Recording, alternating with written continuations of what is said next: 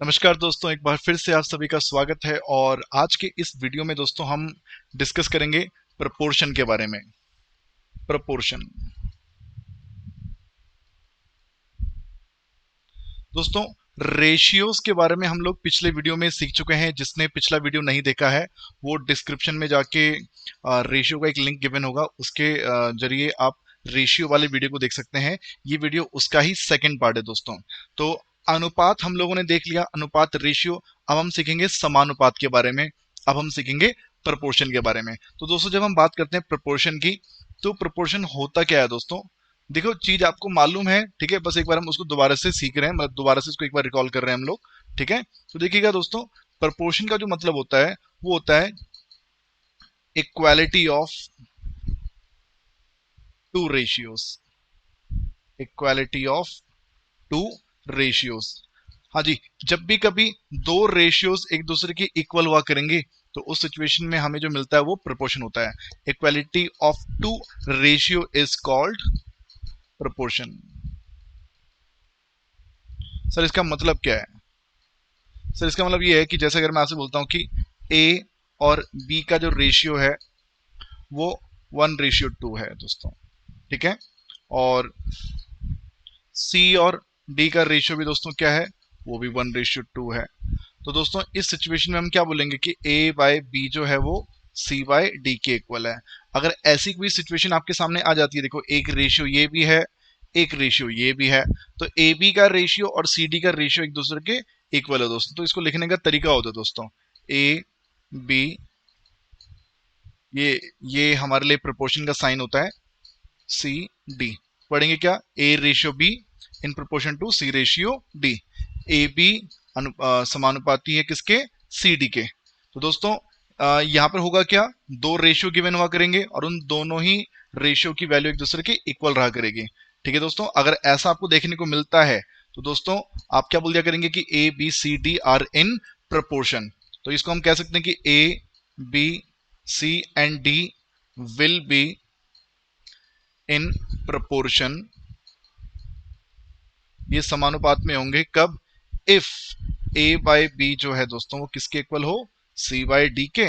और उसको लिखने का तरीका क्या होता है दोस्तों? उसको ए रेशियो बी, और ये प्रोपोर्शन का सिंबल है दोस्तों, दो रेशियो लगा देंगे और आगे लिख देंगे सी रेशियो डी। तो भाई लोग, इस तरीके को आप लोग याद रखिएगा। अब दोस्तों, ये चीज आप समझ गए कि भैया चलो ठीक है, A by B equal to C by D है। तो बताइए, क्या आप कह सकते हैं कि इस ए और इस डी का जो प्रोडक्ट होगा वो इक्वल टू इस बी और सी के प्रोडक्ट के इक्वल होगा? सर कैसे कह सकते हैं? सर देखो, ए बाय बी जो है वो सी बाय डी के इक्वल है। तो बताइए, क्या ए और डी की क्रॉस मल्टीप्लाई नहीं कर सकते? तो आप बोल देंगे यस, ए और डी का जो प्रोडक्ट होगा दोस्तों वो किसके इक्वल हुआ करेगा दोस्तों? वो हुआ करेगा बी इंटू सी के equal.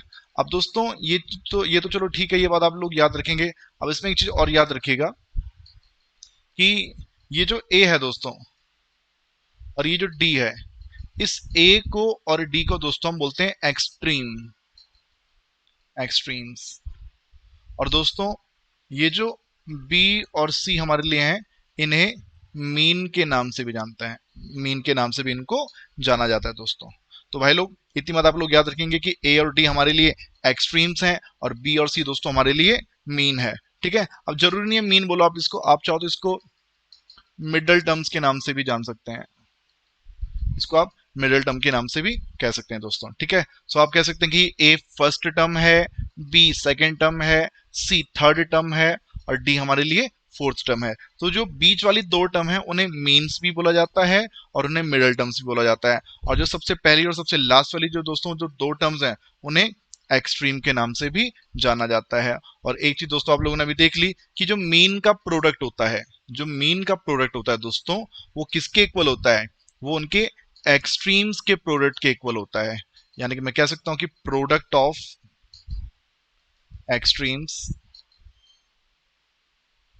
Is equal to product of means. अंदर वाली इन दो टर्म्स की जो मल्टीप्लाई करेंगे दोस्तों तो क्या मिलेगा हमें? ए इंटू डी ही मिला करेगा दोस्तों। अब इतना सीखने के बाद दोस्तों देखो आपको इससे रिलेटेड क्वेश्चंस देखने को मिलेंगे। देखो ये वीडियो में मैं आपको सिर्फ कॉन्सेप्ट समझा रहा हूँ। रेशियो की जो पिछली वीडियो मैंने बनाई थी उसमें भी मैंने कॉन्सेप्ट समझाए थे, इसमें भी कॉन्सेप्ट बता रहा हूँ। क्वेश्चन की दोस्तों एक अलग ही सीरीज बनेगी, ठीक है। जो नेक्स्ट वीडियो आएगी उसमें रेशियो एंड प्रोपोर्शन के कंबाइंड क्वेश्चंस आप लोगों को देखने को मिलेंगे दोस्तों। लेकिन ये जो छोटी छोटी बातें हैं ये आप लोगों को याद रखनी होंगी, जो बेटा मैं यहाँ पे आप लोगों को लिखवा रहा हूँ। अब देखिएगा दोस्तों, एक कॉन्सेप्ट आता है मेरे बच्चों, कॉन्टिन्यूस प्रोपोर्शन।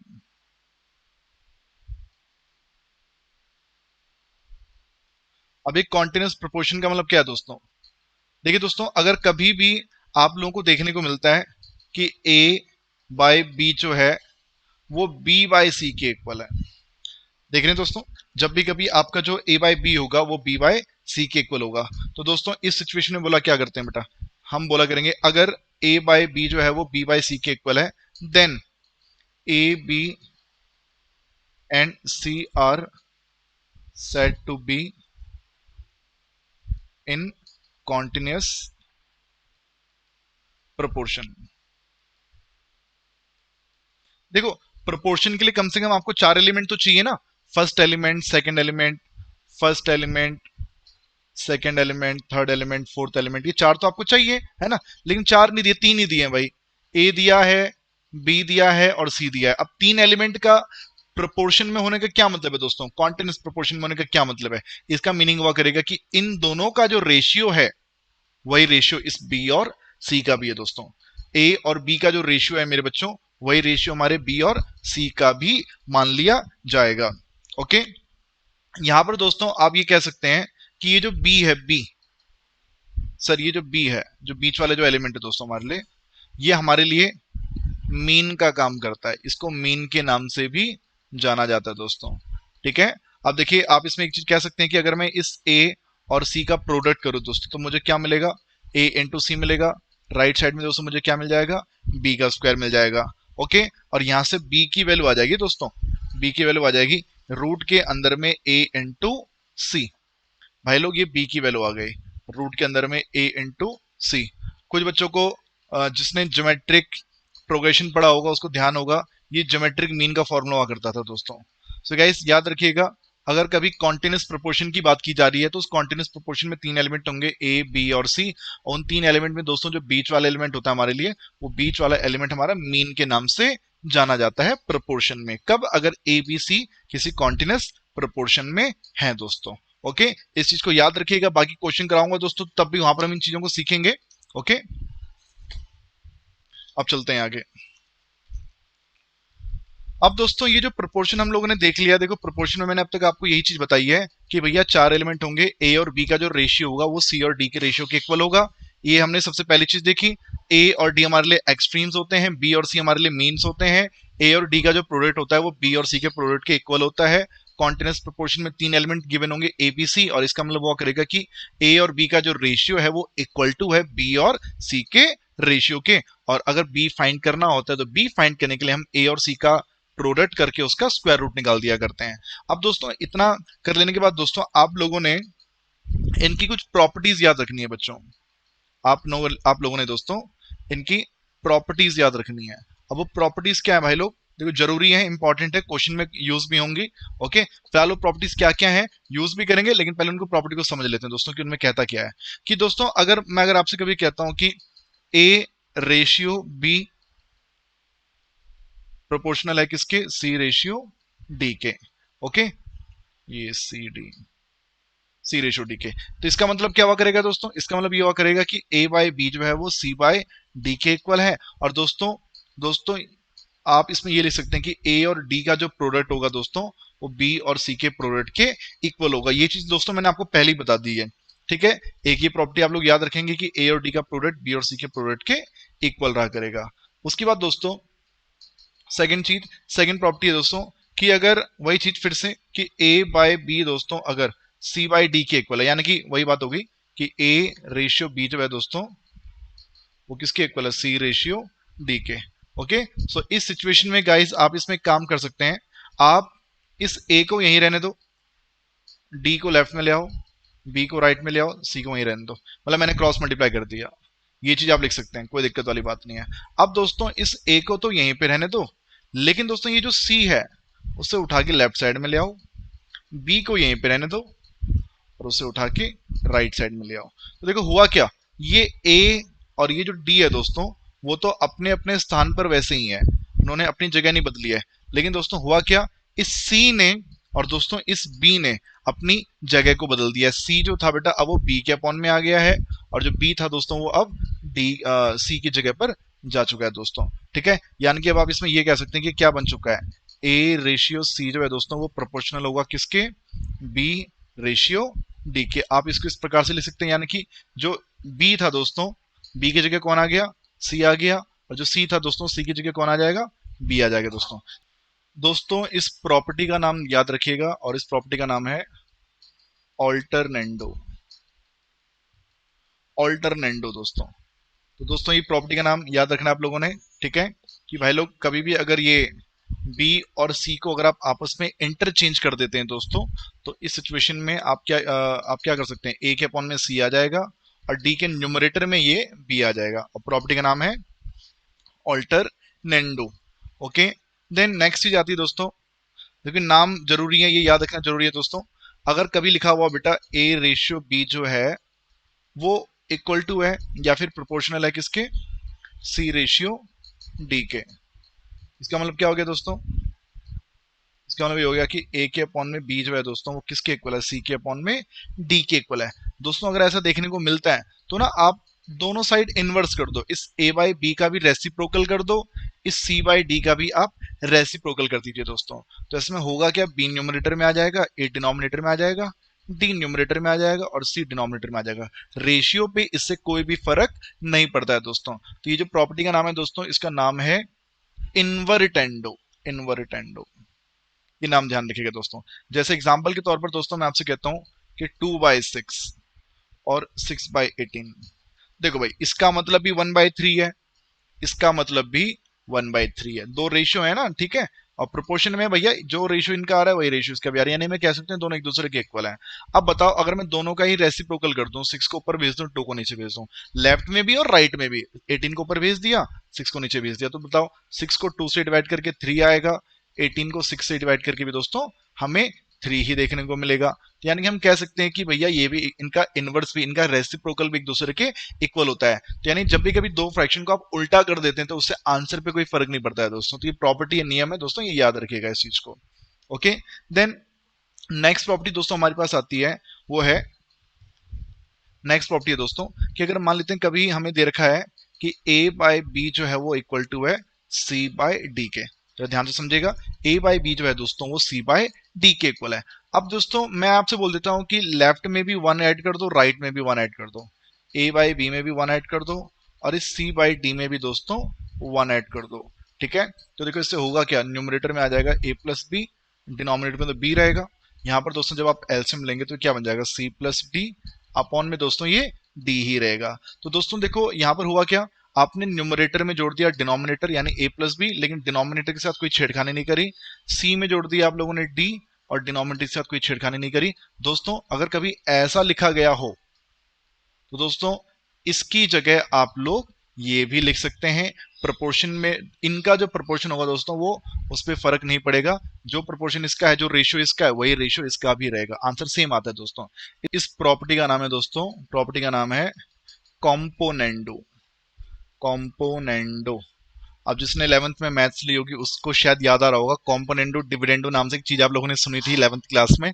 ठीक है, तो यहाँ पे ओनली कॉम्पोनेंडो हुआ है। ठीक है, तो सर डिविडेंडो में क्या होता है, सर जरा देखिएगा, मैं आपसे बोलता हूं ए बाई बी जो है वो इक्वल टू है सी बाई डी के, right.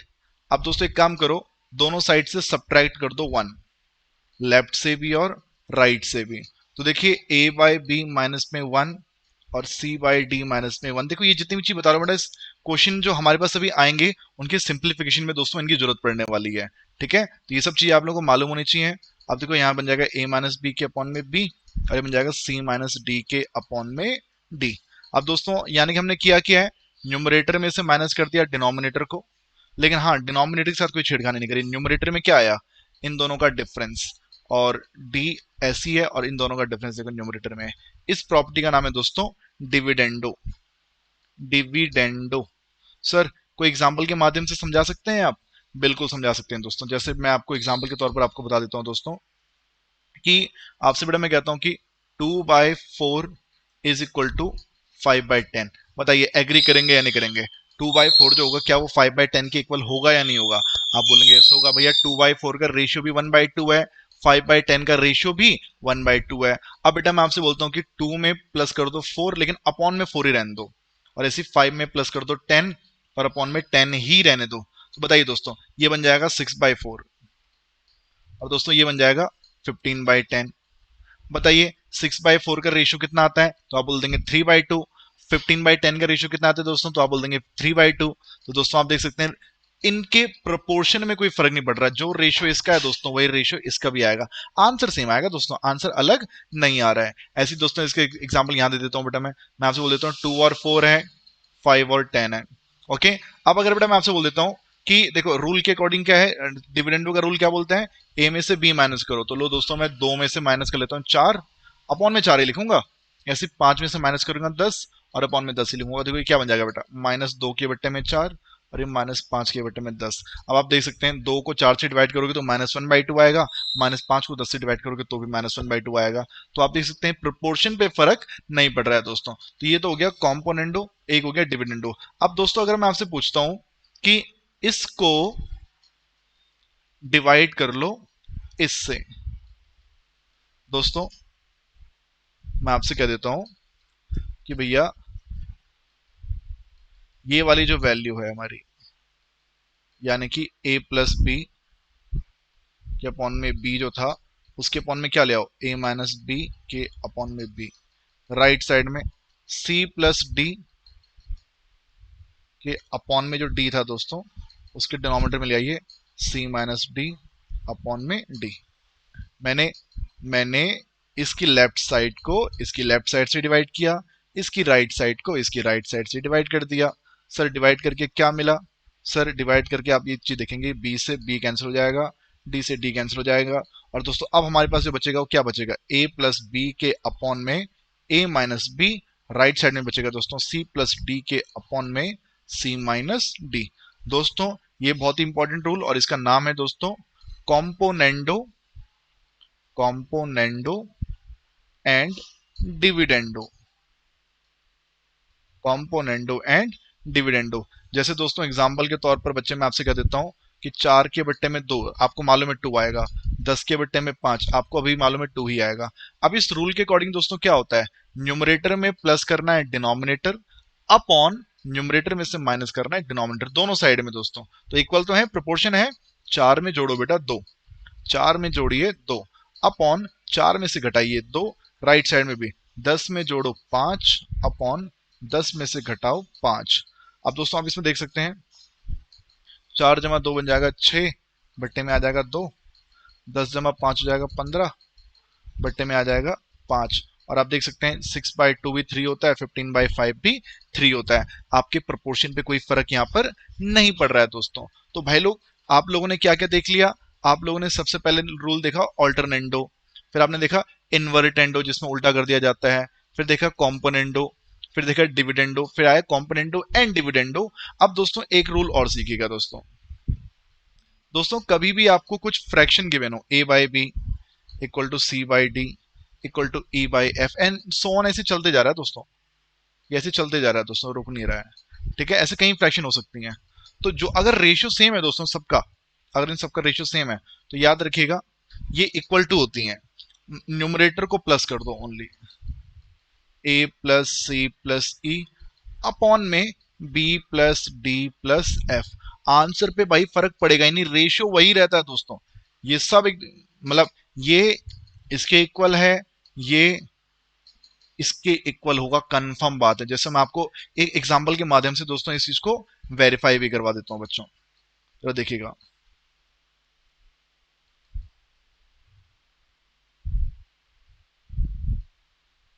b plus d plus F. जैसे दोस्तों मैं एग्जांपल के तौर पर आपसे कह देता हूं कि 2 और 1 का रेशियो आप जानते हैं 2 है, 4 और 2 का रेशियो भी दोस्तों आप जानते हैं 2 है, 6 और 3 का रेशियो भी दोस्तों आप जानते हैं 2 है। अब बेटा मैं आपसे बोल देता हूं जरा 2 में जोड़ो 4, और उसमें जोड़ दो 6, 2 4 और 6, ठीक है। अपॉन में भी दोस्तों 1 + 2 + 3, 1 + 2 + 3, बताओ दोस्तों क्या बनेगा? 6 4 10 और 2 12, 3 2 5 और 1 6। बताओ भाई लोग, रेशियो सेम आ रहा है कि नहीं आ रहा है? सेम चीज आ रही कि नहीं आ रही दोस्तों? आप, अच्छा जैसे मैंने तो यहाँ पे इन तीनों को प्लस किया, जरूरी नहीं है तीनों को प्लस करो, आप किसी दो को भी प्लस कर सकते हैं। जैसे दो में जोड़ दो 4, 1 में प्लस कर दो 2, सो बन जाएगा 6/3। Again your answer will be same. यहाँ पर अभी भी क्या आएगा दोस्तों? वही आएगा, 2 ही आना बेटा। तो जो रेशियो इसका था वही रेशियो इसका है, वही रेशियो इसका होगा, और वही रेशियो इनके न्यूमरेटर का समेशन डिवाइडेड बाय डिनोमिनेटर के समेशन का भी होगा दोस्तों। सो ये जो रूल है दोस्तों, एडेंडो, एडेंडो रूल। सो भाई लोग, ये सारी प्रॉपर्टीज दोस्तों मैंने आपको बताई हैं। ये सब प्रॉपर्टीज हमारे प्रपोर्शन में हम लोगों को देखने को मिलेंगी दोस्तों, ठीक है। तो देखिए ये जो रूल्स बेटा मैंने आपको लिखवा दी, इनको याद रखिएगा। अब अगली जो वीडियो है दोस्तों, उसमें मैं रेशियो और प्रपोर्शन के दोनों के कंबाइंड क्वेश्चन आप लोगों के लिए लेके आऊंगा। ये दूसरा वीडियो था, इसके 2-3 वीडियोस और भी हैं दोस्तों। प्लेलिस्ट आप लोग देख सकते हैं, चैनल के प्लेलिस्ट में जाना, उस पर CMA फाउंडेशन और CA फाउंडेशन के वीडियोस के नाम से बड़ा प्लेलिस्ट बन रखी होंगी, आप उनको चेकआउट कर सकते हैं दोस्तों, ठीक है। तो चलिए दोस्तों, मिलते हैं, ta ta bye bye, have a great time, take care.